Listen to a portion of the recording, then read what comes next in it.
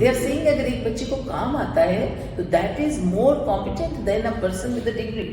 اگر اس کو نہیں آتا تو آپ تو بچے جب میں پاس آؤٹ کر کے نکلا تو میں ہاکی اسٹیڈیم تک کے پروجیکٹس جو ہیں ملٹی سٹوری بلڈنگ ہاسپٹلس جو ہیں وہ اس لیول کے پروجیکٹس میں جب پاس آؤٹ کیا تو میں کر چکا ہوا تھا. یہ سارے 7 اسٹریم پروجیکٹ تھا ایک وہاں پہ کوئٹہ میں, تو وہ بھی میں اس آفس میں جس میں کام کرتا تھا تو وہ بھی میں کرتا. تو انہوں نے باقی تو پروجیکٹس وغیرہ دیکھ کے جو بورڈ تھا انہوں نے کہا باقی تو سب چیزیں ٹھیک ہیں. تو جو ہیڈ کر رہے تھے اس کو تو انہوں نے کہا جی یہ تو کوئی شاعر وغیرہ ہے تو یہ آپ ان سے سوال کریں باقی تو چیزیں ٹھیک ہیں.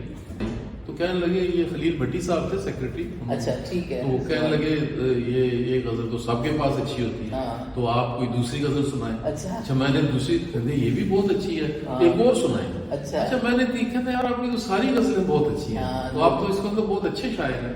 اچھا پھر کہنے لگے کہ میں آپ کو ایک نظم سناتا ہوں. لیکن ان کو بھی تو اتنا سلیقہ تھا تو تبھی تو. اچھا کہنے لگے کہ میں آپ کو ایک نظم سناتا ہوں پروین شاکر کی جو اردو کی سب سے چھوٹی نظم.